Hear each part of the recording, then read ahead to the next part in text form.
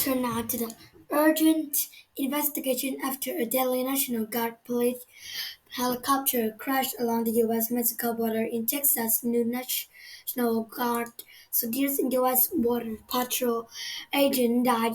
Another soldier survived, but is in critical condition. Authorities say the U-72 Lakota helicopter was conducting an aviation operation. This on the heels of last month's deadly helicopter crash in Southern California in the mountains that killed five U.S. Marines. Here's ABC's Jason Lee.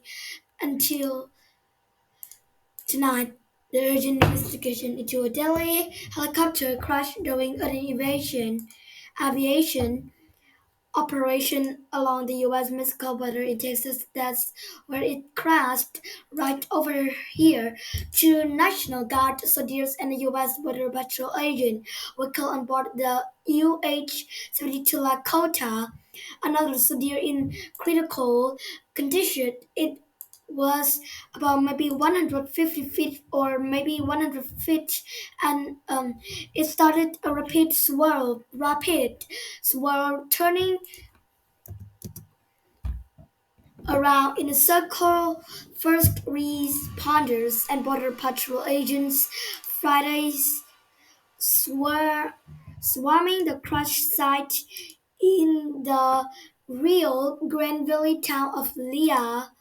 About 3 and 1 hours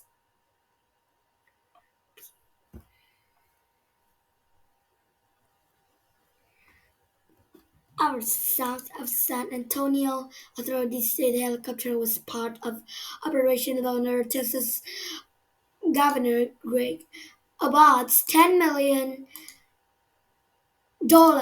mission to keep migrants from entering the U.S. In a statement, President Biden offering his condolences, saying the brave Americans dedicated their lives to protecting our nation.